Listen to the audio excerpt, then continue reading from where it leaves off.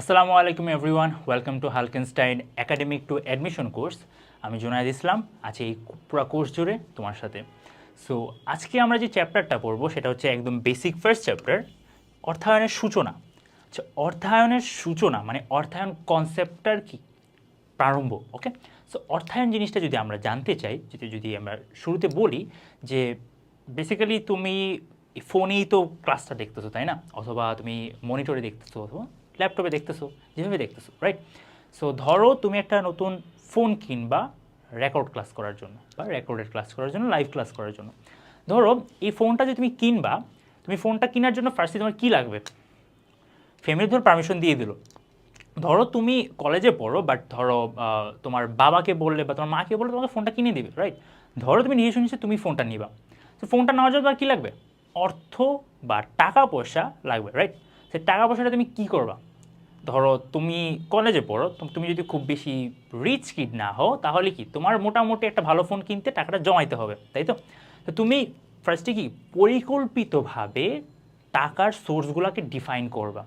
Define করে সেই টাকাটাকে কি করবা? কালেক্ট করার চেষ্টা করবা।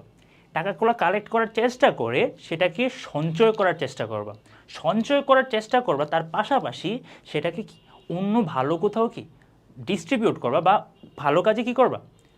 ধরো তুমি তোমার ফোনের পিছনে কি করবা? ব্যয় করবা। ব্যয় করার পরে বাকি যে টাকাটা আছে, বা তুমি ধরো ধরো এমনভাবে কিনলা যে ধরো তুমি ফোনের দাম ধরো 34,000 টাকা, ধরো আরও তোমার কাছে 1,000 টাকা আছে, ধরো তুমি 35,000 টাকা কালেক্ট করছো, যে 34,000 টাকা তুমি ফোনটা কিনছো, বাকি 1,000 টাকাটা তুমি রেখে দিছো, বিকজ তোমার এই 1,000 টাকাতে একটা কভার কিনতে হবে, ধরো মার্কেটে অ্যাভেলেবল নাই।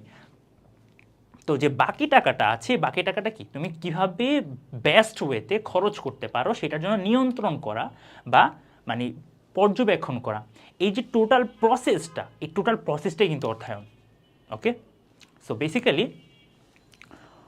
পরিকল্পিতভাবে অর্থ সংগ্রহ, বিনিয়োগ ও নিয়ন্ত্রণ, এই টোটাল প্রক্রিয়াটাই কি অর্থায়ন। মানে টাকা কালেক্ট করার কাজটাই কি অর্থায়ন বলে। কালেক্ট করে ভালো জায়গায় বিনিয়োগ করতে পারাটাই কি অর্থায়ন বল। সো আমরা অর্থায়ন মোটামুটি বুঝছি, বা ফাইন্যান্সিং অর্থটা বুঝতে পারছি, তাই না? এবার আসো আমরা একটু পড়াশোনার দিকে যাই। ওকে, অর্থায়ন বা ফাইন্যান্স। ফাইন্যান্স শব্দটির বাংলা প্রতিশব্দ হচ্ছে অর্থায়ন বা অর্থসংস্থান। সো এখানে অনেকে ফিন্যান্স বলে, অনেকে ফাইন্যান্স বলে। আমি এই ক্লাস জুড়ে কয়েকবার ফিন্যান্স বলবো, কয়েকবার ফাইন্যান্স বলবো। So pardon my mistake. এবার আসি, অর্থায়ন হলো নগদ অর্থের পরিকল্পনা, অর্থ সংগ্রহ, ব্যবহার, সংরক্ষণ ও নিয়ন্ত্রণ সংক্রান্ত আর্থিক কর্মকাণ্ডের সমষ্টি। আমি তোমাকে শুরুতে যে এক্সাম্পলটা দিচ্ছি, একটা ছোটো কনসেপ্ট থেকে তুমি যদি চিন্তা করো, তাহলে তুমি কি পুরো প্রসেসটা তুমি বুঝতে পারবা, যে একটা ফোন কেনার জন্য টাকা কালেক্ট করা বা বিনিয়োগ করা বা যেই জিনিসটাতে, সেমনই একটা বড় কোম্পানি সেমভাবেই টাকা কালেক্ট করতে হয়। সেমভাবে না, বাট কনসেপ্টটা বা কোর কনসেপ্টটাই কিন্তু কি সেম, প্রক্রিয়া ডিফারেন্ট হতে পারে। ওকে, এবার আসি, ব্যবসায়ী তহবিল সংগ্রহ কাজে অর্থ সংক্রান্ত কার্যাবলীর দায়িত্বে নিয়োজিত ব্যক্তি কি বলে? আর্থিক ব্যবস্থাপক বা ফাইন্যান্সিয়াল ম্যানেজার। মানে অর্থ সংগ্রহ বা তহবিল সংগ্রহ কাজে অর্থ সংক্রান্ত কার্যাবলীর দায়িত্বে নিয়োজিত ব্যক্তিকে কি বলে? Financial manager. এবার সে আর্থিক ব্যবস্থাপনা একটি কি কোম্পানির সীমিত আর্থিক সম্পদগুলোকে বিকল্প ব্যবহারের মধ্যে বন্টন করে দেওয়ার সাথে সম্পর্কিত। মানে একজন ফাইন্যান্সিয়াল ম্যানেজারের কাজটা এখানে ডিফাইন করা হয়েছে। ফার্স্ট অফ অল সে কী করে? তহবিল সংগ্রহের কাজে, এবার তাছাড়া অর্থ সংক্রান্ত কার্যাবলীর সাথে কী থাকে, সে ডিরেক্টলি বা প্রত্যক্ষভাবে জড়িত থাকে। তার কাজ কি থাকে? কোম্পানি যে তহবিলগুলো সংগ্রহ করছে বা কোম্পানি যে রিসোর্সগুলা কালেক্ট করছে বা মানে যে কী বলে আর্থিক সম্পত্তিগুলো বা রিসোর্সগুলোকে কালেক্ট করছে, সেটাকে বিকল্প ব্যবহারের মধ্যে বন্টন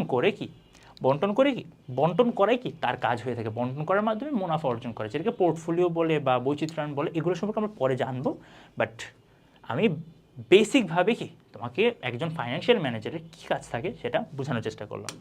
আচ্ছা, এবার আসি অর্থায়নের কার্যাবলীকে যদি আমরা পয়েন্ট আকারে দেখি। ফার্স্টে আসি কি তহবিল সংগ্রহ। আমরা শুরুতেই বলছিলাম যে কি টাকা টাকা ম্যানেজ করাই কি ফাইন্যান্সিয়াল ম্যানেজারের কাজ বা ফাইন্যান্সের কাজ। তো ফার্স্টে আসে কি রেজিং ফান্ড।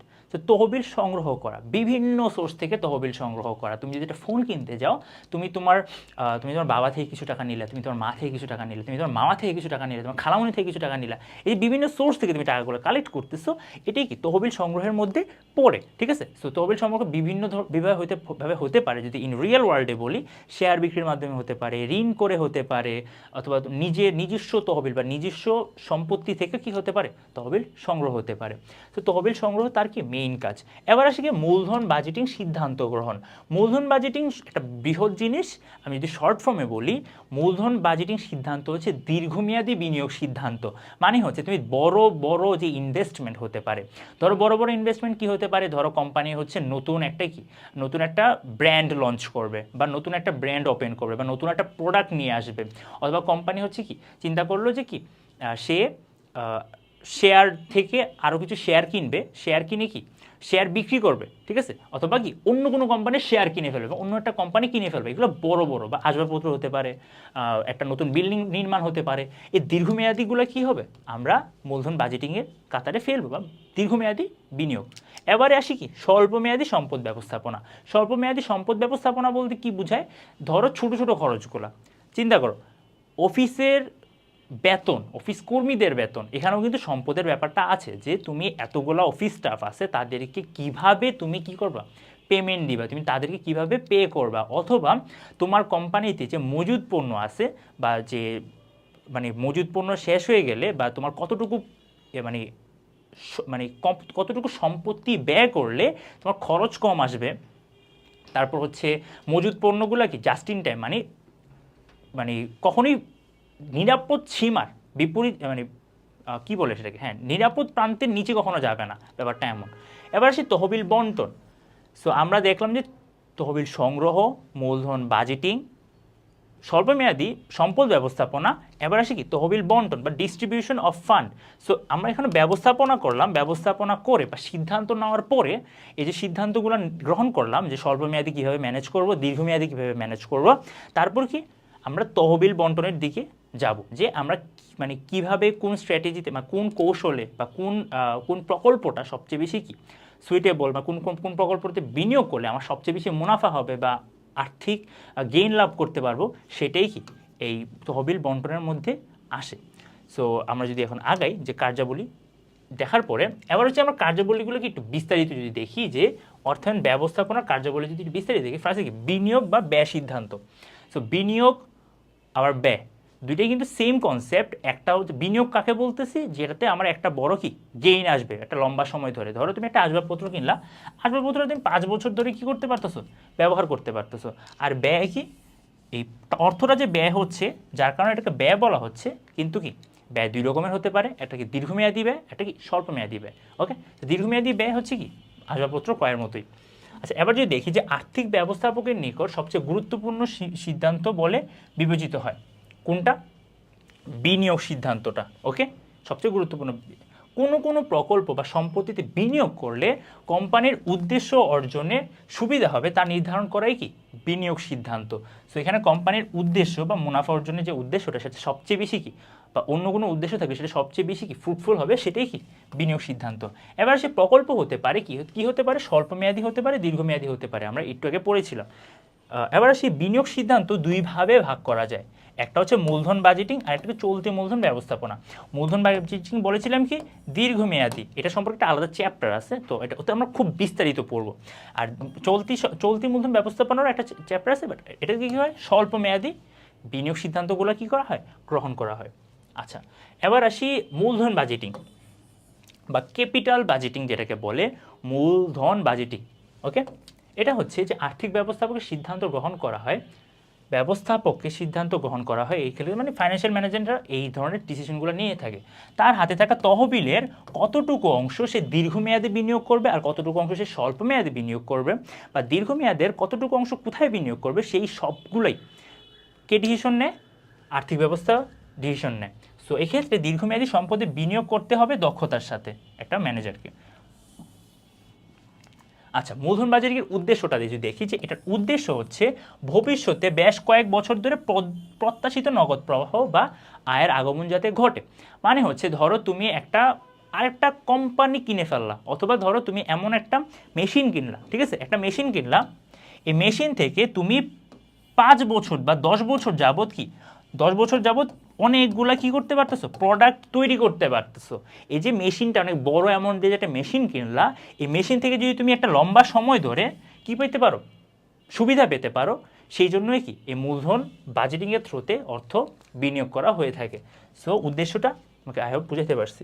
মূলধন বাজেটিং জড়িত স্থায়ী সম্পত্তি বিনিয়োগের সাথে, দীর্ঘমেয়াদী বা স্থায়ী সম্পত্তি। স্থায়ী সম্পত্তির উদাহরণ হতে পারে মেশিনারি, হতে পারে ট্রাক, হতে পারে প্ল্যান্ট, হতে পারে, ঠিক আছে, বা প্লট হতে পারে, পেটেন্ট হতে পারে, অনেক কিছুই আছে। আমরা যদি দেখি যে আমি তোমাকে কয়েকটা উদাহরণ দিচ্ছি, যে নতুন প্রোডাক্ট লঞ্চ করা বা নতুন প্রোডাক্ট তৈরি করা, অথবা নতুন কোনো কোম্পানি পারচেস করে ফেলা, এমন জিনিস আছে। আচ্ছা, যাই হোক, মূলধন বাজেটিংয়ের একটি দীর্ঘমেয়াদী বিনিয়োগ সিদ্ধান্ত ব্যবসায় সম্প্রসারণ, আধুনিকায়ন, পুরাতন স্থায়ী সম্পত্তি প্রতিস্থাপন পদ্ধতি প্রভৃতি কারণে ব্যবসায়ীকে কি দীর্ঘমেয়াদী সম্পদ বিনিয়োগ করতে হয়ে থাকে। সো এটা খুবই সুন্দর একটা লাইন, তুমি যদি এটা মেমোরাইজ করতে পারো, পরীক্ষা হলে যদি লিখতে পারো, you will get a great marks. So এখানে যদি দেখো যে ব্যবসার সম্প্রসারণ, মনে করো আমি তোমাকে যেটা বলেছিলাম যে কি তোমার একটা কোম্পানি আছে, তুমি কি চাইলে আরেকটা কোম্পানি পারচেস করলে তোমার দুইটা কোম্পানি একসাথে হয়ে খুব বড় ধরনের কি একটা বিজনেস লঞ্চ করতে পারো, একটা বিজনেস দাঁড় করাতে পারো। সেক্ষেত্রে কি ব্যবসার সম্প্রসারণ হতে পারে। ধরো তুমি আগে একতলায় বিজনেস করো, তুমি দুতলায় বিজনেস করো, ব্যাপারটা এমন। আধুনিকায়ন, ঠিক আছে, আগে হাতে প্রোডাক্ট বানাইতে, এখন একটা মেশিন কিনতে পারো, যেটা কি আগামী 10 বছর পর্যন্ত তোমাকে অনেকগুলো প্রোডাক্ট তৈরিতে কি করবে, হেল্প করবে। এবার আসি পুরাতন স্থায়ী সম্পত্তি প্রতিস্থাপন। আগে ওই যে ধরো ওল্ড ফ্যাশনড একটা মেশিন ইউজ করতে, এখন একটা ভালো বা অটোমেটেড মেশিন নিতে পারো। আচ্ছা, এবার আসি মূলধন বাজেটিংয়ের অপর নাম কি হতে পারে, প্রজেক্ট অ্যানালাইসিস। মূলধন বাজেটিং মানে অর্থ কিন্তু দীর্ঘমেয়াদী বিনিয়োগ না। মূলধন বাজেটিং কি একটা প্রক্রিয়া, যে প্রক্রিয়ার মাধ্যমে দীর্ঘমেয়াদী বিনিয়োগের সিদ্ধান্ত গ্রহণ করা হয়। সো মূলধন বাজেটিংয়ের ক্ষেত্রে কিছু ক্যালকুলেশন আছে, কিছু ম্যাথস আছে, কিছু ফর্মুলা আছে, বা কিছু প্রকল্প নির্বাচনের কি বিভিন্ন যুক্তিসম্মত ম্যাথমেটিক্যাল টার্ম আছে, ওগুলা থ্রুতে কী করা হয়, একটা বিনিয়োগ সিদ্ধান্ত নেওয়া হয়। ওকে, আচ্ছা, প্রকল্পসমূহে মূল্যায়ন করে সবচেয়ে লাভজনক প্রকল্প বিনিয়োগ সিদ্ধান্ত গ্রহণ করা হয়। এই যে বললাম যে কি মূল্যায়ন করে, ম্যাথমেটিক্যালি মূল্যায়ন করে। ওকে, এবার আসি চলতি মূলধন ব্যবস্থাপনা বা ওয়ার্কিং ক্যাপিটাল ম্যানেজমেন্ট। এটা কি হয়ে থাকে, যে কি চলতি মূলধনের প্রয়োজনের তুলনায় অতিরিক্ত বিনিয়োগ করাও কোনো ব্যবসায় প্রতিষ্ঠানের জন্য লাভজনক নয়। চলতি মূলধন কোনগুলা, চলতি মূলধন কি মানে শর্ট টার্ম যে খরচগুলা, সেগুলাকে বলা হয়ে থাকে। মানে মানে ধরো তুমি শর্ট টার্ম খরচের জন্য কর্মচারীর বেতন, বিদ্যুৎ বিল, তারপর হচ্ছে বাসা ভাড়া, অফিস ভাড়া, এগুলার জন্য তোমার কি দরকার, চলতি মূলধন দরকার। এই খরচগুলা বহন করার জন্য কি দরকার, তোমার চলতি মূলধন দরকার। এই চলতি মূলধন ব্যবস্থাপনায় কি এটার মধ্যে পড়ে। ওকে, আচ্ছা, এক্ষেত্রে তুমি যদি মনে করো খুব বেশি চলতি মূলধনে বিনিয়োগ করে ফেলো, তাহলে কি হবে, তুমি দীর্ঘমেয়াদে কম বিনিয়োগ করতে পারো। তুমি যদি দীর্ঘমেয়াদে কম বিনিয়োগ করতে পারো, তাহলে কি হবে, তোমার প্রফিট আসার সম্ভাবনা কম থাকে, কারণ দীর্ঘমেয়াদে বিনিয়োগ করলে কি তুমি বেশি প্রফিট পাইতে পারো। আর চলতি মূলধন বেসিক্যালি কি টুকটাক খরচগুলোকে আমরা বলে থাকি। আবার চলতি মূলধনে কম বিনিয়োগ করলে তারল্য ঝুঁকি বেড়ে যায়। তারল্য ঝুঁকি বেড়ে যায় কীভাবে, মনে করো তুমি চলতি মূলধনে কম টাকা রাখলা, তুমি সব টাকা দীর্ঘমেয়াদে বিনিয়োগ করে দিলা, তাহলে কি হলো, মনে করো মাস শেষ হয়ে গেল, মাস শেষে তুমি কি করতে পারতেছো না, কর্মচারীকে বেতন দিতে পারতেছো না, কারণ তোমার কাছে টাকা নাই, তুমি তো বড় অ্যামাউন্টের টাকা কী করছো, দীর্ঘমেয়াদে বিনিয়োগ করে ফেলছো। ওকে, আচ্ছা, এবার আসি চলতি মূলধন ব্যবস্থাপনার সাথে জড়িত ব্যবসায় দৈনিক কর্মকাণ্ডের খরচাবলী মেটানোর সাথে। ঠিক আছে, ওই যে তোমাকে যেটা বললাম যে খরচ টরচ মেটানোর সাথে, উদাহরণ হতে পারে বেতন, হতে পারে অফিস ভাড়া, হতে পারে। এবার আসে চলতি মূলধন ব্যয় করে কীভাবে, চলতি মূলধন ব্যয় করে হচ্ছে চলতি সম্পত্তি থেকে চলতি সম্পত্তি মাইনাস চলতি দায়, চলতি সম্পত্তি মাইনাস চলতি দায় হচ্ছে চলতি কি মূলধন। সম্পূর্ণ চলতি সম্পত্তিগুলো কি হতে পারে, নগদ হতে পারে, মানে ক্যাশ টাকা হতে পারে। তুমি যদি সব ক্যাশ টাকা বিনিয়োগ করে ফেলো কোথাও বড় জায়গায় যদি বিনিয়োগ করে ফেলো, তাহলে কী হবে, তোমার কাছে নগদ টাকার ঘাটতি হবে। যদি তোমার কাছে নগদ টাকার ঘাটতি হয়, তুমি কী করতে পারবে না, বেতন দিতে পারবে না, অফিস ভাড়া দিতে পারবে না। সো এখানে অফিস হচ্ছে কি নগদ হচ্ছে কি চলতি সম্পত্তি, প্রাপ্য হিসাব চলতি সম্পত্তি, মজুদ পণ্য চলতি সম্পত্তি। চলতি মূলধন বিনিয়োগ করতে হবে কাম্য মাত্রায়, মানে একটা ভালো মাত্রায় বিনিয়োগ করতে হবে, যাতে কি খুব বেশি তারল্য পড়ে না থাকে, আমি যদি একটা ব্যালেন্স ওয়েতে টাকাটা বিনিয়োগ করতে পারি কোথাও, যাতে আমার কি একটা লম্বা সময় ধরে কোথাও একটা প্রফিট আসে, আর কি এমন পরিমাণে টাকাটা রাখা যাতে কি আমি এই বেতন দিতে পারি, অফিস ভাড়াটা ইজিলি দিতে পারি। ওকে, আবার অর্থাৎ কমও নয় বেশিও নয়। ওকে,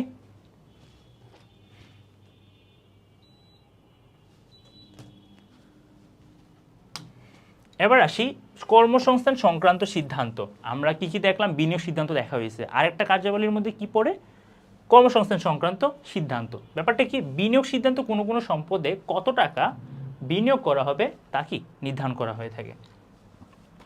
আমি মনে হয় কয়েকবার কর্মসংস্থান বলছি, মাই অ্যাপোলজিস, এটা হবে অর্থ সংক্রান্ত। ঠিক আছে, অর্থ সংক্রান্ত। অর্থ সংক্রান্ত হচ্ছে যে তুমি যে টাকাটা কালেক্ট করছো, কালেক্ট করার পরে কোথায় কোথায় বিনিয়োগ করবা। ওকে, দীর্ঘমেয়াদে বিনিয়োগ করতে পারো, বাট দীর্ঘমেয়াদে কোন কোন প্রকল্পে বিনিয়োগ করো? ধরো প্রকল্প এ থাকতে পারে, প্রকল্প বি থাকতে পারে। প্রকল্প এ হচ্ছে ধরো তোমার ফ্রেন্ডের একটা দোকান, প্রকল্প বি হচ্ছে একটা জমি। ঠিক আছে, তুমি এখন চিন্তা করবা যে তোমার ফ্রেন্ডের দোকানে যদি তোমার ফ্রেন্ড একটা নতুন ব্যবসা দিছে, তোমার ফ্রেন্ডের ব্যবসায় যদি বিনিয়োগ করো তোমার কত টাকা প্রফিট আসবে, আর তুমি যদি একটা জমি কিনো তোমার কত টাকা প্রফিট আসবে। এই দুইটার মধ্যে যেটাতে তোমার সবচেয়ে বেশি প্রফিট আসবে তুমি সেটাতে বিনিয়োগ করবা। সো এই যে অর্থ সংক্রান্ত যে সিদ্ধান্তগুলো, এগুলো কি ফাইন্যান্সের থ্রুতেই করা হয়ে থাকে বা অর্থায়নের মধ্যেই পড়ে। বিনিয়োগ সিদ্ধান্ত কোন কোন সম্পদে কত টাকা বিনিয়োগ করা হবে তা নির্ধারণ করা হতে পারে। এখন তুমি ইদার পুরো টাকাটা এতে ঢালতে পারো, অথবা তুমি কি পুরো টাকাটা বিতে ঢালতে পারো, অথবা এটাও করতে পারো তুমি 50-50 ভাগ করতে পারো বা 60-40 ভাগ করতে পারো। তুমি 60 টাকা বা 60,000 টাকা তোমার বন্ধুর ব্যবসায় দিলা, আর 40,000 টাকা দিয়ে একটা জমির একটা অংশ কিনলা। ওকে, তো ব্যাপারগুলো এমন হতে পারে যে কোথায় কতটুকু টাকা পরিমাণ তুমি ব্যয় করবা।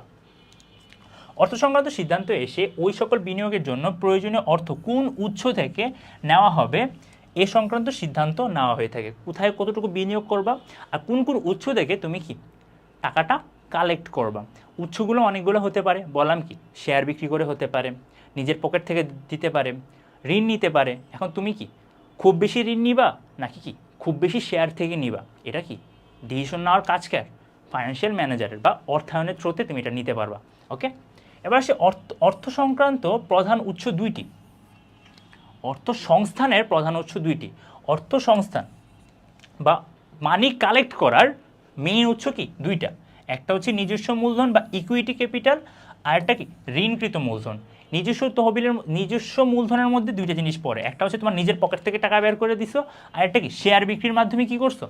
শেয়ার বিক্রির মাধ্যমে কি তুমি টাকাটা কালেক্ট করে আনছো। শেয়ার কি মূলধনেরই একটা ছোটো ছোটো অংশ, বাট শেয়ার যারা কিনে তারা কি কোম্পানির মালিকানা লাভ করে। ওকে, সো ইকুইটি দুই রকমের, আর ঋণকৃত মূলধনও কয়েক রকমের হয়ে থাকে। এগুলো হচ্ছে বন্ড হতে পারে, বন্ড হতে পারে, ডিভেঞ্চার হতে পারে। এগুলো সম্পর্কে পরে জানবো বিস্তারিত।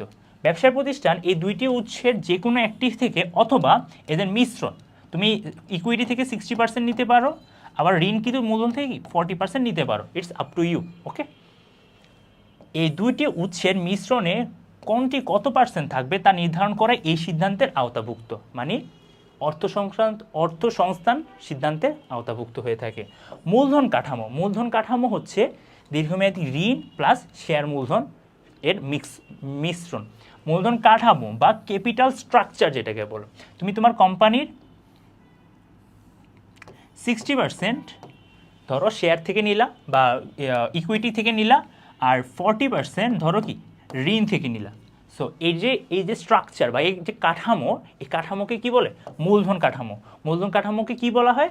যে কি দীর্ঘমেয়াদী ঋণ প্লাস শেয়ার মূলধন। শেয়ার মূলধন কি ইকুইটির মধ্যে পড়ে। এখন তুমি যদি পুরো টাকাটা যদি তুমি শেয়ার মূলধন থেকে নাও তাহলে কি করবা? 0 + 100%। ওকে, শেয়ার মূলধন থেকে পুরো টাকা নিতে যদি নিয়ে থাকো। আচ্ছা, এবার আসি সংরক্ষিত আয়ের ব্যবসায় মূলধন হিসেবে বিনিয়োগ করা হলে এটিকে মূলধন কাঠামোতেও আসবে। সংরক্ষিত আয় কি জিনিস? সংরক্ষিত আয় মানে হচ্ছে ধরো তোমার কোম্পানি আছে, তুমি কোম্পানি প্রতি বছর প্রফিট করে, এখন এই প্রফিটের সম্পূর্ণ টাকা তুমি লভ্যাংশ হিসেবে না দিয়ে,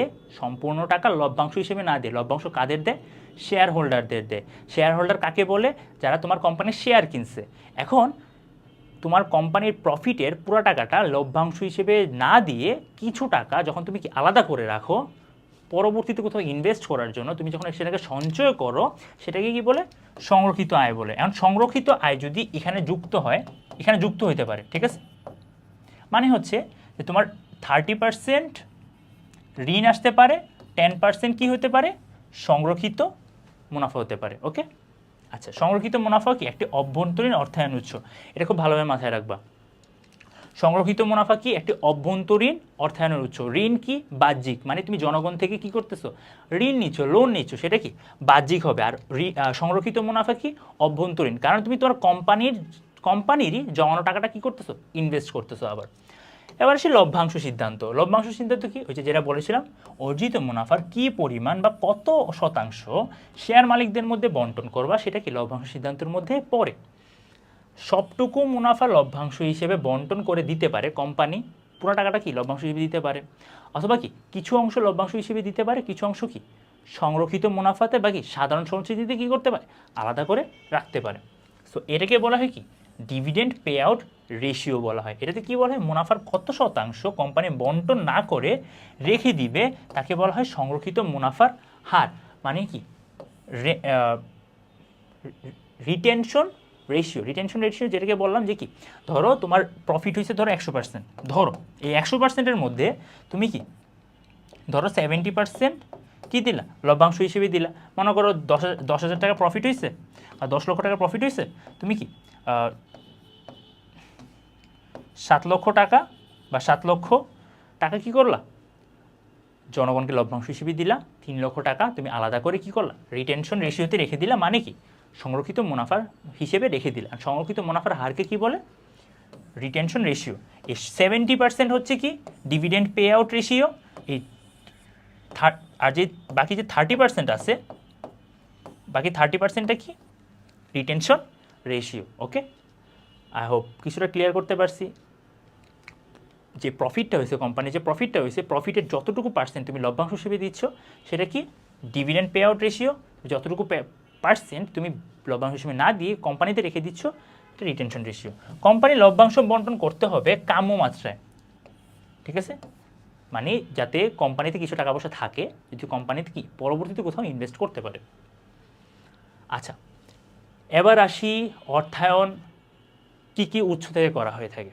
ওকে, সো অর্থায়ন যদি বলি যে ব্যক্তিগত অর্থায়ন হতে পারে, মানে অর্থায়নকে বিভিন্ন দৃষ্টিকোণ থেকে বিভিন্ন ভাগে ভাগ করা হয়ে থাকে, বিভিন্ন উৎস থেকে না, মানে কি অর্থায়ন বিভিন্ন রকমের হয়ে থাকে। ব্যক্তিগত অর্থায়ন, ব্যক্তিগত অর্থায়ন মানে কি কোনো ব্যক্তি তার নিজের জন্য যে অর্থায়ন করে থাকে তাকে ব্যক্তিগত অর্থায়ন করা বলা হয়ে থাকে, মানে কি ব্যক্তি নিজের জন্য করে থাকে, ব্যক্তিগত অর্থায়ন বলে।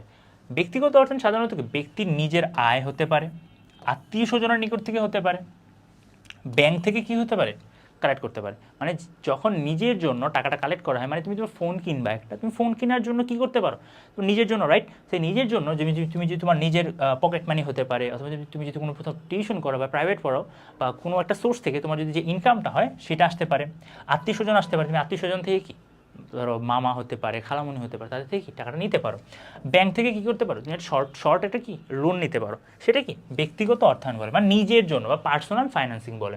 এটা পারিবারিক অর্থায়ন বা পরিবারের জন্য বা পরিবারের আয়ের উৎস ও পরিমাণ নির্ধারণ করা, সেই আয় কিভাবে ব্যয় করলে পরিবারের সদস্যদের সর্বাঙ্গীন মঙ্গল হয় তা নির্ধারণ করা কি পারিবারিক অর্থায়ন। মনে করো তুমি হচ্ছে ধরো তোমার বাবা টাকা পয়সা ইনকাম করে, এখন এই টাকা পয়সা যে ইনকাম করে এই ইনকামটা ধরো কোথায় কি পরিমাণ ব্যয় করলে কি মানে সব তোমার পরিবারের সবার উপকার হয়। ধরো একটা ফ্রিজ কিনবে তোমার বাবা, এই যে ফ্রিজ কেনার জন্য যে তোমার যে অর্থায়ন করতে হয়, এই অর্থায়ন ফ্রিজ, সে যদি ফ্রিজটা কিনবে, সে ফ্রিজ কিনবে নাকি অন্য কিছু কিনবে, এই যে ডিসিশনগুলো যে না হয় সেটা কি এই পারিবারিক অর্থায়নের মধ্যে পড়ে। অথবা তোমার বাবা যদি একটা ফ্রিজ কিনে, এই ফ্রিজ কেনার জন্য যে টাকাটা ম্যানেজ করতে হবে বা টাকাটা কালেক্ট করতে হবে, টাকাটা সঞ্চয় করতে হবে, এই সকল কিছু কিসের মধ্যে পড়ে, পারিবারিক অর্থায়নের মধ্যে পড়ে। ব্যক্তি সাধারণ দৈনিক কার্যাবলী সম্পাদনের জন্য পারিবারিক অর্থায়ন করে। সরকারি অর্থায়ন, আচ্ছা সরকারি অর্থায়ন কি, সরকারি অর্থায়নের প্রয়োজন পড়ে এই যে তুমি রাস্তা দিয়ে হাঁটতেছো বা ব্রিজ ইউজ করতেছো, ঠিক আছে, অথবা ধরো সরকারি যে ভবনগুলা, স্কুল নির্মাণ, ঠিক আছে, হসপিটাল নির্মাণ, এগুলোর জন্য কি সরকারেরও কি করতে হয়, অর্থায়ন করতে হয়। তো সরকারি অর্থায়নের মধ্যে একটা স্পেশাল জিনিস হচ্ছে যে সরকার ইউজুয়ালি কি আগে ব্যয় নির্ধারণ করে তারপর আয় নির্ধারণ করে। সো এখানে যদি দেখো যে সরকারের বার্ষিক ব্যয় কোন কোন খাতে কী পরিমাণ হবে, সো আগে ব্যয়গুলো ডিসিশন করে যে কোথায় রাস্তা দরকার, কোথায় কোথায় ভবন নির্মাণ করতে হবে, এই ব্যয়গুলোকে ডিসিশন নেয়। ব্যয়গুলো নির্ধারণ করার পরে তারপর ইনকাম সোর্স কালেক্ট করবে, কোন কোন উৎস থেকে অর্থ সংগ্রহ করতে পারে। সো ব্যয় নির্ধারণ করে অর্থ কোন কোন উৎস হতে সংগ্রহ করা হবে তা নির্ধারণ করাকে সরকারি অর্থায়ন বলা হয়ে থাকে। ওকে, সো প্রথমে ব্যয় পরিমাণ নির্ণয় করে তারপর আয়ের পরিমাণটা বের করে। এবার আসি ব্যবসায় অর্থায়ন, মানে আমাদের এই পুরো বই জুড়ে বা আমরা অ্যাকচুয়ালি এই ব্যবসায় অর্থায়ন নিয়ে কী করব, স্টাডি করব। তো ব্যবসায় অর্থায়নের উদ্দেশ্য কি, পরিচালিত কোনো প্রতিষ্ঠানের অর্থায়নকে কী বলে, ব্যবসায় অর্থায়ন বলে। পরিচালিত কোনো প্রতিষ্ঠানের অর্থায়নকে, এর প্রধান উৎস কি হয়ে থাকে, মুনাফা অর্জন হয়ে থাকে। ওকে, সো 3 ভাগে ভাগ করা হয়। কিসে, ব্যবসায় অর্থায়নকে কী করা হয়, 3 ভাগে ভাগ করা যায়। একটা হচ্ছে ব্যক্তিগত ব্যবসায় প্রতিষ্ঠানের অর্থায়ন, সরকারি ব্যবসায় প্রতিষ্ঠানের অর্থায়ন, স্বায়ত্তশাসিত ব্যবসায় প্রতিষ্ঠানের অর্থায়ন। আর উৎস কি হয়ে থাকে, ঋণ হয়ে থাকে, শেয়ার হয়ে থাকে, বন্ড হয়ে থাকে। ঋণ আর বন্ড একই কাতারে পড়ে যদিও।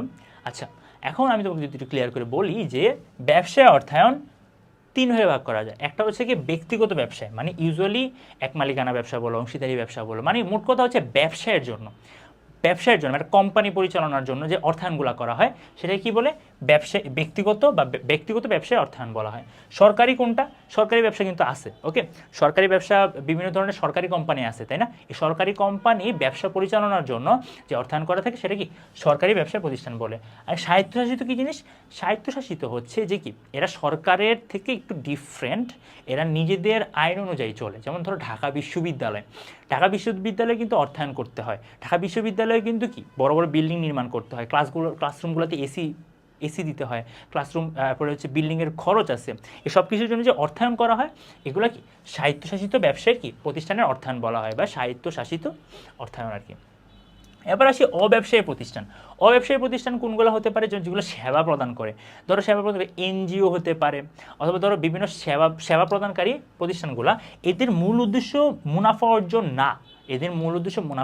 না, কিন্তু এদের তাও অর্থায়ন করতে হয়। কারণ ধরো এনজিওগুলো কী করে, এনজিওগুলো হচ্ছে ধরো ছোটো ছোটো বাচ্চাদের পড়াশোনা শেখায়। ধরো এমন একটা এনজিও, এখন এই ছোটো ছোটো বাচ্চাদের পড়াশোনা শেখানোর জন্য তাদেরকে বই প্রোভাইড করতে হবে, তাদের বই দিতে হবে, একটা ব্ল্যাকবোর্ডের ব্যবস্থা করতে হবে, একটা বসার জায়গা করতে হবে, মাঝে মাঝে একটা রুম ভাড়া করতে হবে, বা একটা কিছু নির্মাণ করতে হবে। এগুলো নির্মাণ করতে তো টাকার প্রয়োজন হয়, তাই না? এই টাকাগুলোর উৎস কী হতে পারে, চাঁদা হইতে পারে, জনগণ থেকে চাঁদা নিতে পারে, অথবা সদস্য থেকে চাঁদা নিতে পারে। এবার সরকারি অনুদান কালেক্ট করতে হয়। এই যে বিভিন্ন উৎস সিলেক্ট করা, এগুলো কিসের মধ্যে পড়বে, অব্যবসায়ী প্রতিষ্ঠানের অর্থায়নের মধ্যে পড়বে। এই অর্থায়নগুলো উৎস থেকে কালেক্ট করার পরে বিভিন্ন সোর্সে কী করতে হয়, তাদের বিনিয়োগ করতে হয়। এবার সে আন্তর্জাতিক অর্থায়ন কি, দেশের আমদানি ও রপ্তানি, বৈদেশিক মুদ্রার বিনিময় ইত্যাদি নিয়ে যেটা আলোচনা করা হয় বা যেটা ফাইন্যান্সিং করা হয় সেটা কি আন্তর্জাতিক অর্থায়নের মধ্যেই পড়ে থাকে। ওকে, আচ্ছা, এবার আসি অর্থায়নের নীতিমালা। কিছু প্রিন্সিপালস বা নীতির উপর বেস করে এই অর্থায়ন প্রক্রিয়াটা কি হয়, চলে থাকে। যেমন একজন আর্থিক ব্যবস্থাপক বিনিয়োগ সিদ্ধান্ত, অর্থায়নের অন্যান্য কাজ সম্পাদনের সময় অর্থায়নের যে নীতিমালাগুলো, মানে এই যে প্রিন্সিপালসগুলো বা যে এই নীতিগুলো, তাকে এগুলো ফলো করতেই হবে। এগুলো ফলো করে বা একটা রুলস বা রেগুলেশন বা রুলসটা মেনটেন করে তাকে অর্থায়ন করতে হবে। ওকে, সো এই ক্ষেত্রে ফার্স্টে যে জিনিসটা আসে ঝুঁকি ও মুনাফা নীতি। ঝুঁকি নীতি অনুযায়ী বিনিয়োগ যত ঝুঁকিপূর্ণ হবে, তুমি যে টাকাটা কালেক্ট করছো এই টাকাটা তুমি যত বেশি ঝুঁকিপূর্ণ জায়গায় ইনভেস্ট করবা, তোমার তত বেশি প্রফিট আসবে, প্রত্যাশিত মুনাফার হারও কী হবে, তত বেশি হবে। মনে করো তোমার কাছে 10,000 টাকা আছে, তোমার কাছে তোমার কাছে দুইটা কোম্পানি আছে, কোম্পানি এ, কোম্পানি বি।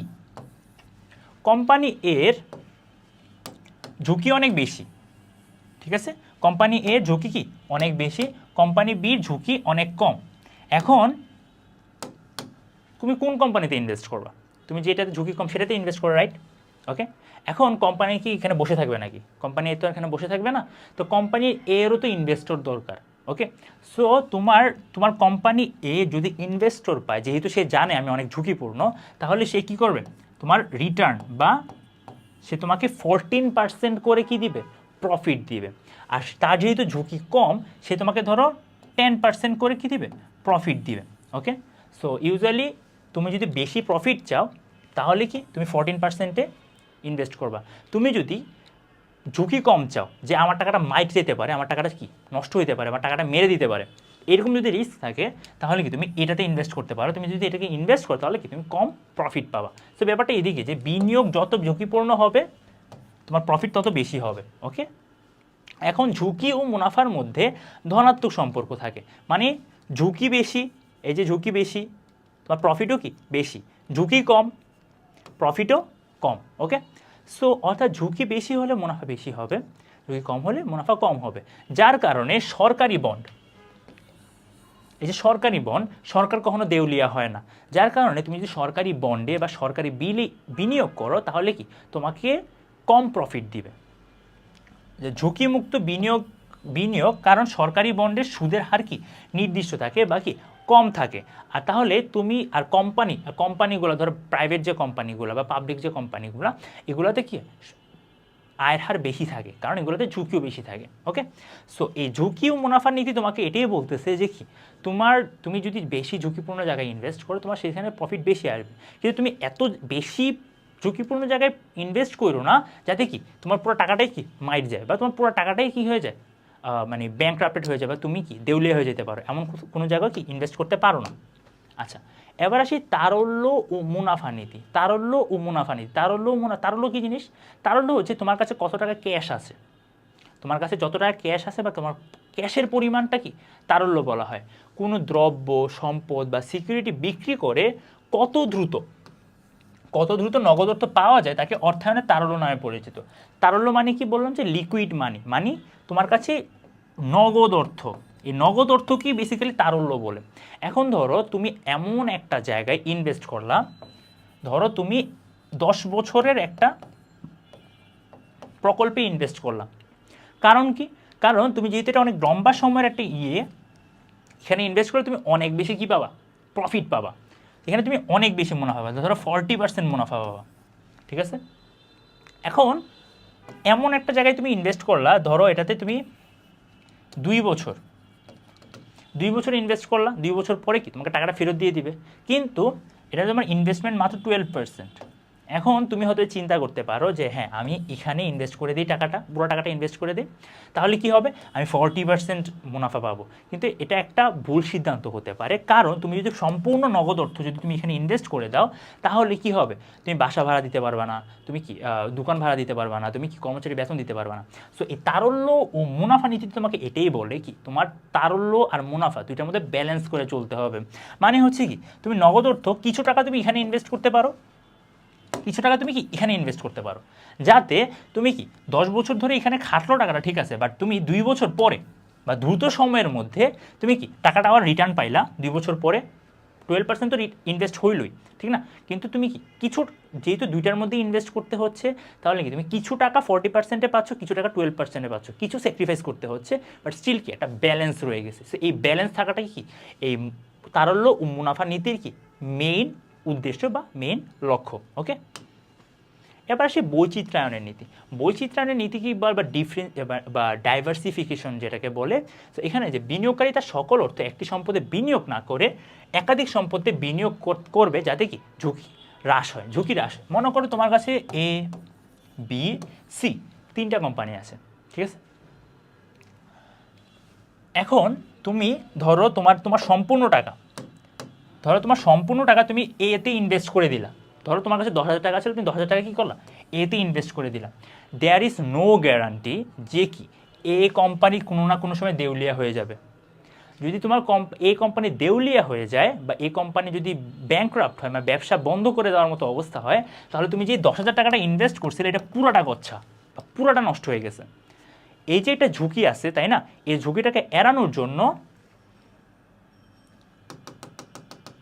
তুমি কি করবা, তুমি 10,000 টাকার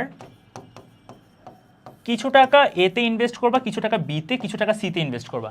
এই যে ইনভেস্টমেন্টের কারণটা কি, ইনভেস্টমেন্টের কারণটা হচ্ছে ইভেন দো তোমার এই কোম্পানি ব্যাংক্রাফটেড হয়ে গেছে, ধরো এই কোম্পানি দেউলি হয়ে গেছে, তুমি স্টিল তোমারটা কিছু টাকা বি আর সিতে আছে, যেহেতু কিছু টাকা তোমার বি আর সিতে আছে, তুমি এই বি আর সি থেকে তুমি কি পাবা, প্রফিট পাবা। তোমার পুরা 10,000 টাকা কি এখানে নষ্ট হয় নাই, তোমার কিছু টাকা ধরো এখানে তুমি 4,000 টাকা ইনভেস্ট করছিলা, এই 4,000 টাকাটা নষ্ট হয়েছে, বাট এই 6,000 টাকা যেটা, এই 6,000 টাকা কী হলো, এখনও সেফ আছে।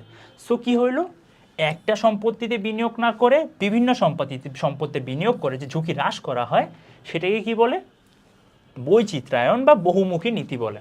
সো এই নীতির অনুযায়ী কি বলে, তোমাকে সব টাকা এক জায়গায় ইনভেস্ট করো না, বিভিন্ন জায়গায় ইনভেস্ট করো। এবার আসি লভ্যাংশ নীতি। লভ্যাংশ নীতি কী জিনিস, ওই যে একই জিনিস, যে তুমি পুরা টাকাটা শেয়ার হোল্ডারদের লভ্যাংশ হিসেবে দিও না, তুমি কিছু টাকা সংরক্ষিত তহবিল হিসেবে রাখো, যাতে তুমি 5 বছর পরে 6 বছর পরে বলা যায় না, কোম্পানি যদি ক্ষতির সম্মুখীন হতে থাকে তাহলে ওই টাকাটা তুমি অন্য কোথাও ইনভেস্ট করতে পারবা, ওকে, অথবা ওই টাকাটা দিয়ে তুমি কি শেয়ার হোল্ডারদের লভ্যাংশ দিতে পারবা টুকটাক করে। সো এখানে এই জিনিস হলো, মুনাফার যেই অংশ শেয়ার হোল্ডারদের বা মালিকদের মধ্যে বন্টন করা হয় তাকে লভ্যাংশ বলে।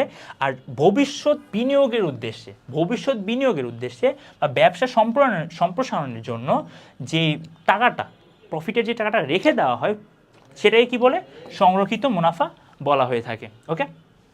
সো মুনাফার কত অংশ লভ্যাংশ আকারে দিবা, কত অংশ সে সংরক্ষিত তহবিলে রাখবা, এটার একটা ব্যালেন্স করাটাই কি এই নীতির বা এই প্রিন্সিপালের মূল বক্তব্য, ওকে। এবার আসি অর্থায়ন নীতিমালার যদি আরেকটা বলি কি, উপযুক্ততার নীতি। উপযুক্ততা নীতি, ব্যবসায় চলতি সম্পত্তি স্বল্পমেয়াদী উৎস থেকে আর স্থায়ী সম্পত্তি দীর্ঘ বা মধ্যমেয়াদী উৎস থেকে কী করতে হবে, সংগ্রহ করতে হবে। উপযুক্ততার নীতি মানে তোমার যেই জায়গা থেকে তোমার অর্থটা কালেক্ট করাটা উপযুক্ত হবে, হ্যাঁ, মানে স্মার্টলি বা ইফেক্টিভলি, যেটাকে বলে যে তোমার একটা স্মার্ট মুভ হবে বা স্মার্টলি এই টাকাটা কি ওই জায়গা থেকে কালেক্ট করা উচিত। এখন ধরো তুমি কর্মচারীকে বেতন দিবা, তোমার কর্মচারীর বেতন মনে করো 50,000 টাকা, তুমি লক্ষ লক্ষ টাকা ট্রানজ্যাকশন করো, ঠিক আছে, বাট তোমার কর্মচারীর বেতন ধরো মাত্র 50,000 টাকা। তুমি 50,000 টাকা কর্মচারীকে বেতন দেওয়ার জন্য তুমি কি স্বল্পমেয়াদী কোনো উৎস থেকে টাকাটা কালেক্ট করতে পারো। স্বল্পমেয়াদী উৎস কী হতে পারে, ধরো ব্যাংক থেকে লোন নিতে পারো। কত টাকা লোন নিতে পারো, ধরো তুমি 50,000 টাকাই লোন নিলা 1 বছরের জন্য, ঠিক আছে। এখন তুমি 50,000 টাকা লোনের জন্য তুমি তো এমন না যদি 5 লাখ টাকা লোন, 5 লাখ টাকা লোন নেওয়াটা কি বোকামি হবে, কারণ তুমি যদি 5 লাখ টাকা লোন নাও তোমাকে কী করতে হবে, 20% হারে কী দিতে হবে, সুদ দিতে হবে। এখন যদি তুমি 50,000 টাকা পরিশোধ করার জন্য তুমি যদি 50,000 টাকায় ঋণ নাও 1 বছরের জন্য, তাহলে কি তোমার হয়তোবা কি 8% হারে কী দিতে হবে, সুদ দিতে হবে, কোম্পানিকে কি সুদ দিতে হবে। তাহলে কোনটা স্মার্ট মুভ হবে, অবশ্যই এটাই স্মার্ট মুভ হবে। সো এখানে যেই জায়গা থেকে যেটা উপযুক্ত সেই জায়গা থেকে সেই উৎস থেকে কী করা উচিত, অর্থ কালেক্ট করা উচিত। এবার আসি অর্থের সময় মূল্য নিতে। অর্থের সময় মূল্য এটা খুবই ইম্পর্টেন্ট একটা নীতি, যে সময় পরিবর্তনের সঙ্গে সঙ্গে অর্থের মূল্য যে পরিবর্তন ঘটে তাই কি বলে, অর্থের সময় মূল্য বলে। এটা আমরা 3rd চ্যাপ্টারে পড়ব। সো বর্তমানে প্রাপ্ত অর্থ ভবিষ্যতে প্রাপ্ত অর্থের চেয়ে অধিক মূল্যবান, ঠিক আছে। যখন তোমার সুযোগ থাকবে এখনই টাকাটা কালেক্ট করার, তুমি চেষ্টা করবে এখনই টাকাটা কি কালেক্ট করে নেওয়ার। কারণ দেখা যায় যে কি, মনে করো তোমার ফ্রেন্ড বললো যে হ্যাঁ আমি তোমাকে 2টা অপশন দিল, আমি তোমাকে এখন 100 টাকা দিতে পারি, অথবা তোমাকে আমি 1 সপ্তাহ পরে 100 টাকা দিতে পারি। তুমি কি করবা, তুমি এখনই কি 100 টাকাটা নেওয়ার চেষ্টা করবা। কারণ তুমি যদি এখন 100 টাকাটা নিতে পারো তাহলে কি তুমি অন্য কোথাও এই টাকাটা বিনিয়োগ করতে পারো, তাহলে 1 সপ্তাহ পরে দেখবা কি তুমি 110 টাকা পাচ্ছ। ব্যাপারটা এটাই আসলে। সো অর্থায়নের লক্ষ্যকে 2 ভাগে ভাগ করা হয়। একটা হচ্ছে কি মুনাফা সর্বাধিকরণ, আর একটা হচ্ছে সম্পদ সর্বাধিকরণ। মানে হচ্ছে কি মুনাফার পরিমাণটাকে কি সর্বোচ্চ করা বা ম্যাক্সিমাইজ করা। আর একটা উদ্দেশ্য হতে পারে কি সম্পদ সর্বাধিকরণ, মানে কি ওয়েলথ ম্যাক্সিমাইজ করা। সো এখানে যদি তুমি দেখো যে লেস ইনপুট মোর আউটপুট, এটাই হচ্ছে কি মুনাফা সর্বাধিকরণের কি মূল প্রতিশব্দ, মানে মেইন স্লোগান। এক্ষেত্রে কী করা হয়, কম খরচে সর্বোচ্চ উৎপাদন নিশ্চিত করাই কি মুনাফা সর্বাধিকরণের কি মানে মূল লক্ষ্য হয়ে থাকে। এর জন্য কি প্রয়োজন, এর জন্য প্রয়োজন হচ্ছে কি সম্পদের দক্ষ বন্টন নিশ্চিত করা, ওকে। সো এই ক্ষেত্রে আমার যে কোম্পানি মুনাফা সর্বাধিকরণ করতে পারতেছে এটা নির্ণয় করার পদ্ধতি হচ্ছে কি ইপিএস এর মাধ্যমে, মানে কি আর্নিংস পার শেয়ার, মানে আমার শেয়ার প্রতি কত টাকা আয় হচ্ছে সেটা নির্ণয় করার মাধ্যমেই আমি কি বলতে পারবো যে আমার কোম্পানি কি সম্পদ সর্বাধিকরণ করতে পারতেছে কি করতে পারতেছে না। কিন্তু সম্পদ সর্বাধিকরণ কি একটা ভালো জিনিস না, ওকে। কারণ বেশ কিছু সীমাবদ্ধতা আছে। সীমাবদ্ধতা যদি বলি যে মুনাফা ধারণা অস্পষ্টতা বিদ্যমান, মানে হচ্ছে তুমি মুনাফা সর্বাধিকরণের যে সমস্যাটা হচ্ছে এটা কি শর্ট টার্ম গেইন, কম সময়ের জন্য কি তুমি মুনাফাটা অর্জন করতে পারো। ধরো হচ্ছে তুমি খুবই মানে মনে করো খরচ কমানোর জন্য, এখানে যে জিনিসটা বলছে যে কি কম খরচে সর্বোচ্চ উৎপাদন। এখন ধরো তুমি একটা প্রোডাক্ট নিয়ে আসলা, তোমার প্রোডাক্টের নাম ধরো এ, ঠিক আছে, তুমি একটা প্রোডাক্ট নিয়ে আসলা, এখন তুমি প্রোডাক্টটা বিক্রি করে অনেক টাকা ইনকাম করতে চাও। এখন যার কারণে তুমি উৎপাদন খরচ কমাই দিলা। উৎপাদন খরচ কীভাবে কমাইলা? প্রোডাক্টের জন্য যে মেটেরিয়ালসগুলো আছে বা র মেটেরিয়াল মানে কাঁচামাল আছে, এটাকে খুবই কম দামি বা লো কোয়ালিটি প্রোডাক্ট ইউজ করলা এটা বানানোর জন্য। বানানোর জন্য কী করলা? লো কোয়ালিটি কী করলা? প্রোডাক্ট ইউজ করলা বা লো কোয়ালিটি র মেটেরিয়ালস বা কাঁচামাল ইউজ করলাম। এতে কি হবে? জনগণ হয়তো বা প্রথম শুরুতে অনেক কিনবে, অনেকগুলো প্রোডাক্ট কিনবে। কী করবে? অনেকগুলো প্রোডাক্ট কিনবে। কিন্তু অনেকগুলো যদি প্রোডাক্ট কিনে তাহলে কী হবে? তোমার কোম্পানি শুরুতে অনেক টাকা প্রফিট করবে। কিন্তু একটা নির্দিষ্ট সময় পরে কী হবে? জনগণ আর তোমার থেকে প্রোডাক্ট কিনবে না। কেন? কারণ তুমি হচ্ছে কি লো কোয়ালিটি প্রোডাক্ট বানাবা, লো কোয়ালিটি জিনিসপাতি দাও। সো এখানে তুমি খরচ কমানোর জন্য তুমি যদি খরচ কমানোর ফলে তুমি কি বেশি প্রফিট করতে পারো, কিন্তু এটা কি তোমার একটা লম্বা সময়ের জন্য তোমার এটা কি হবে না? ফ্রুটফুল হবে না। কারণ কি? জনগণ একটা সময় বুঝতে পারবে কি তুমি খারাপ প্রোডাক্ট ইউজ করো। এক্ষেত্রে তুমি যদি এই জন্য কি মুনাফা সর্বাধিকরণ কি মেইন লক্ষ্য হওয়া উচিত না। ওকে, জনগণকে ধরে রাখার জন্য তুমি কি করতে পারো? একটা ভালো কোয়ালিটি প্রোডাক্ট বানাইতে পারো। তুমি যদি ভালো কোয়ালিটি প্রোডাক্ট বানানোর জন্য কি অনেক দামি মানে কোয়ালিটি সম্পন্ন প্রোডাক্ট যদি ম্যাটেরিয়ালস যদি তুমি ইউজ করো, তাহলে কি তোমার হয়তোবা এখন প্রফিট কম হবে, কিন্তু কি লম্বা সময় ধরে জনগণ তোমার কাছ থেকে কিনবে, কারণ তুমি ভালো প্রোডাক্ট মানে ভালো দাও, প্রোডাক্ট দাও। ওকে, সো এটা হচ্ছে একটা মুনাফা সর্বাধিকরণের একটা বেসিক উদাহরণ। আরও কিছু উদাহরণ আছে। মুনাফার ধারণা অস্পষ্ট বিদ্যমান। এটার জন্য কি মানে তুমি মুনাফাটা কিসের স্রোতে নিবা, বা এই মুনাফার যে কনসেপ্ট বা স্ট্রাকচারটা এটা কি মানে খুব সুন্দর মতো সাজানো নাই, বা এটা কি বিস্তারিত কোনো নীতিমালা নাই। ওকে, আবার সেই মূলধন নগদ প্রবাহের সময় মূল্য বিবেচনা করা হয় না। মুনাফার ক্ষেত্রে যেমন ইপিএস আর্নিংস পার শেয়ার নির্ণয় করার সময় কি সময় মূল্যটাকে কি করা হয় না? বিবেচনা করা হয় না। নগদ প্রবাহ বিবেচনা করা হয় না, মানে বকেয়া ভিত্তিক কারণে। মানে হচ্ছে যে তুমি হয়তো চিন্তা করতে পারো, তুমি 100 টাকার প্রোডাক্ট বিক্রি করছো, ঠিক আছে, এই 100 টাকার প্রোডাক্ট তুমি ধরো 100 টাকার প্রোডাক্ট বিক্রি করছো, পরের দিন 200 টাকার প্রোডাক্ট বিক্রি করছো, তারপরের দিন 300 টাকার প্রোডাক্ট বিক্রি করছো, 3, 2, 5, 6। তুমি হয়তো ভাবতে পারো আমার কাছে 6000 টাকা আছে এখন, কিন্তু দেখা যায় যে কি 100 টাকা এই 2 দিনের টাকা বকেয়া বিক্রি করছো, মানে ধারে বিক্রি করছো। তুমি যদি ধারে বিক্রি করে থাকো, তোমার কিন্তু আর্থিক অবস্থার বিবরণীতে বিক্রয় লেখা থাকবে কত? 600 টাকা। ক্লিয়ার? তুমি চিন্তা করতে পারো আমার কাছে 600 টাকা ক্যাশ আছে বা 600 টাকা আমার কাছে আমার ইনকাম হয়েছে, কিন্তু 600 টাকা তোমার কাছে ইনকাম হয় নাই আসলে। কারণ তোমার কি মাত্র 300 টাকা তোমার পকেটে আছে, বাকি 300 টাকা সে এখনও তোমাকে দেয়ই নাই, রাইট? সো এই ক্ষেত্রে মুনাফা সর্বাধিকরণের ক্ষেত্রে যেটা দেখা যায় যে কি নগদ প্রবাহ বিবেচনা করা হয়ে থাকে না। ওকে, এবার আসি ঝুঁকি বিবেচনা করে না। ওকে, সো আমরা ঝুঁকির একটা চ্যাপ্টার পড়বো। ওই ঝুঁকি চ্যাপ্টারে আমরা বুঝবো যে ঝুঁকি অনেক রকমের হয়ে থাকে, এগুলো কোনোটাই কি বিবেচনায় আনা হয়ে থাকে না। শেয়ার মূল্যের উপর কম গুরুত্বরূপ করা হয়ে থাকে, ঠিক আছে। এখানে শেয়ার প্রতি আয় কত হচ্ছে সেটাকে কি করা হয়? বেশি বিবেচনা করা হয়, কিন্তু মার্কেটে ওর শেয়ারের দামটা কত সেটা বিবেচনা করা হয় না। ধরো শুরুতে সে শেয়ারটা বিক্রি করছে 100 টাকায়, এমনও হতে পারে শেয়ারটার দাম কমে 80 টাকা হয়ে গেছে, এটা হতেও পারে। আমি তোমাকে শুরুতে যে এক্সাম্পলটা দিয়েছিলাম সেটাই, যে জনগণ শুরুতে তোমার থেকে অনেক প্রোডাক্ট কিনতে পারে, কিন্তু যখন দেখবে যে তুমি লো কোয়ালিটি প্রোডাক্ট বিক্রি করতেছো, তখন কি হবে? জনগণ কি বলবে? যে এটা খারাপ কোম্পানি। যখন এটা খারাপ কোম্পানি হিসেবে এটা ট্যাগ লেগে যাবে, বা তখন কি ওই কোম্পানির শেয়ার কমে যাবে, কারণ ওই কোম্পানির রেপুটেশন কমে যাবে, ঠিক আছে। তো এই ক্ষেত্রে কোন জিনিসটা চিন্তা করা হয়? যে কি শেয়ার মূল্যের উপর চিন্তা না করে কি শুধুমাত্র আর্নিংস পার শেয়ারটা কি বিবেচনা করা হয়। সো সবচেয়ে ভালো পদ্ধতি কোনটা? বেসিক্যালি কি সম্পদ সর্বাধিকরণটা সবচেয়ে ভালো পদ্ধতি। সো এই ক্ষেত্রে কোম্পানিগুলো যেটা করে যে কি সম্পদ সর্বাধিকরণ আর মুনাফা সর্বাধিকরণ দুইটাই মেনটেন করে একটা ব্যালেন্সিং ওয়েতে। সো একটি ফার্মের সম্পদ সর্বাধিকরণ বলতে ওই ফার্মের শেয়ার মূল্য সর্বাধিকরণ বা নিট বর্তমান মূল্য সর্বাধিকরণকে বোঝায়। এটি একটি ফার্মের সবচেয়ে গ্রহণযোগ্য লক্ষ্য, ঠিক আছে। তুমি যদি তোমার কোম্পানির ভ্যালু বাড়াইতে পারো, তুমি যদি কোম্পানির রেপুটেশন বাড়াইতে পারো, তুমি যদি কোম্পানির শেয়ার মূল্য বাড়াইতে পারো, সেটা তোমার জন্য কি হবে? সবচেয়ে বেশি কি হবে? কার্যকারী হবে। সো সম্পদ সর্বাধিকরণ মানে শেয়ারের মূল্য বৃদ্ধি করাটাই কি এই অর্থায়নের কি লক্ষ্য। মুনাফা সর্বাধিকরণ লক্ষ্য তার লক্ষ্যের দুর্বলতা দূর করার জন্যই কি সম্পদ সর্বাধিকরণটা কি হয়েছে, এক্সিস্ট করছে। সো এই লক্ষ্য একটি সুষ্ঠু ও সুসংগত লক্ষ্য হিসেবে কি করা হয়, সর্বজনীনভাবে কি স্বীকৃত হয়। কোনো বিনিয়োগের নিট বর্তমান মূল্য বলতে মুনাফার বর্তমান মূল্যের সমষ্টি ও বিনিয়োগের বর্তমান মূল্যের পার্থক্যকে বোঝায়।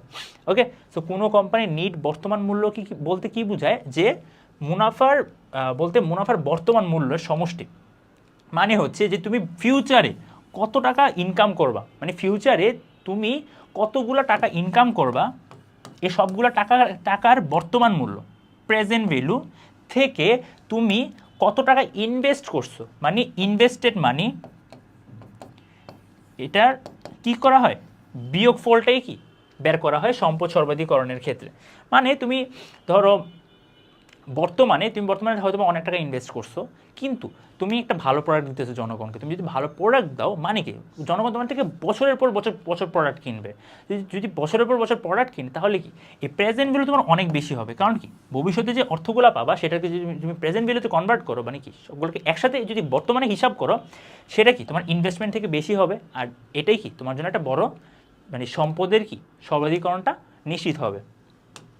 আচ্ছা, সম্পদ সর্বাধিকরণ কেন ফার্মের বা কোম্পানির লক্ষ্যে হওয়া উচিত? কারণ এটি একটি স্পষ্ট ধারণা, মানে এটা খুব সুগঠিত নীতিমালা আছে, খুবই স্ট্রাকচার্ড হয়। এছাড়া এটা ঝুঁকি বিবেচনা করে। ওকে, এটা ঝুঁকি বিবেচনা করে থাকে, কারণ আমরা আর্থিক অবস্থার বিবরণীটা করার সময় তুমি বুঝবা যে কি প্রেজেন্ট ভ্যালু বা ফিউচার ভ্যালু কী করা নির্ণয় করার সময় আমরা কি ঝুঁকিটা বিবেচনা করে থাকি। এটিতে অর্থের সময় মূল্য বিবেচনা করা হয়ে থাকে। ওকে, এবার নগদ প্রবাহ বিবেচনা করা হয়, শুধুমাত্র বকেয়া ভিত্তিতে থাকে না।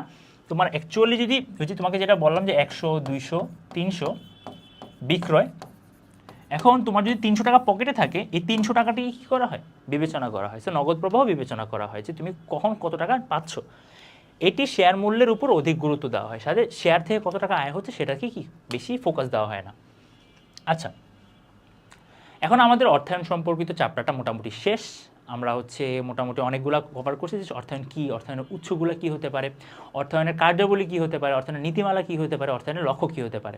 তুমি যদি বইটা যদি একবার খুলো, একটু চোখ বুলাও, একটু কনসেপ্টগুলো ডিপলি পড়ার চেষ্টা করো, আই হোপ তুমি অর্থায়ন থেকে তোমার কোনোভাবে কেউ আটকাইতে পারবে না। ওকে, আচ্ছা, এবার আসি কিছু এমসিকিউ দেখি, যেগুলো প্রিভিয়াস ইয়ারে কি বোর্ড কোশ্চেনগুলোতে আসছে, আবার কি অ্যাডমিশনগুলোতে আসছে। কোন অর্থায়নের ক্ষেত্রে ব্যয় বুঝে আয় করতে হয়, ব্যয় বুঝে তারপর আয় করতে হয়। সরকারি অর্থায়নের ক্ষেত্রে, যে সরকারের ক্ষেত্রে কি হয়, তোমার আগে ব্যয়টা ডিসাইড করতে হয় যে কত টাকা কোথায় কোথায় ব্যয় করতে হবে, তারপর কি আয়ের উৎস নির্ধারণ করা হয়। কোনো ব্যক্তির আয় ব্যয় নিয়ে যে অর্থায়ন আলোচনা করা হয় তাকে কি বলে, ব্যক্তিগত অর্থায়ন বলে, কোনো ব্যক্তির। ওকে, মুনাফা অর্জনের উদ্দেশ্যে যে অর্থায়ন পরিচালিত হয় তাকে কি বলে, ব্যবসায় অর্থায়ন বলে। মুনাফা অর্জন যেহেতু, সেটা অবশ্যই কি ব্যবসায় অর্থায়ন। অব্যবসায়ী প্রতিষ্ঠানের অর্থায়নের উৎস কি হয়ে থাকে, মানে অব্যবসায়ী প্রতিষ্ঠান তাদের উদ্দেশ্য কিন্তু কি মুনাফা অর্জন নয়, ঠিক আছে। সো এই ক্ষেত্রে কি হবে, সামাজিক কল্যাণে কি মেইন উৎস হয়ে থাকবে। তাদের যে প্রফিটটা হচ্ছে, যে তাদের যে মুনাফাটা হচ্ছে, এই মুনাফাটা কি সমাজ কল্যাণের খাতে কি করবে, ব্যয় করবে। ব্যবসায় প্রতিষ্ঠান প্রধান লক্ষ্য কি হতে হবে, ব্যবসায় প্রতিষ্ঠানের প্রধান লক্ষ্য হতে হবে কি সম্পদ সর্বাধিকরণ, মুনাফা সর্বাধিকরণ হবে না। সরকারি ব্যবসায়ের মূল লক্ষ্য কি, সরকারি ব্যবসায়ের মূল লক্ষ্য হচ্ছে কি জনকল্যাণ। আচ্ছা, আয়ের পূর্ব ব্যয়ের পরিকল্পনা বলা হয় কোন অর্থায়নকে, আয় ডিসাইড করার পূর্বে ব্যয় নিয়ে পরিকল্পনা করা হয় সরকারি অর্থায়নে। ওকে, সো মোটামুটি অর্থায়ন থেকে তুমি দেখছোই যে কেমন ফালতু এমসিকিউ কোশ্চেন আসে, খুবই ইজি এমসিকিউ কোশ্চেন আসে। আমি তোমাকে যেটা বলতে চাচ্ছি যে তুমি যদি অর্থায়ন চ্যাপ্টারটা মোটামুটি বুঝে থাকো, আই হোপ তুমি এখন ঠিকভাবে সৃজনশীলগুলো অ্যান্সার করতে পারবা, আর কি এমসিকিউ অ্যান্সার করতে পারবা। তুমি জাস্ট একটু বইটা খুলে পড়ো। ওকে, আজকের জন্য এটুকুই। আল্লাহ হাফিজ।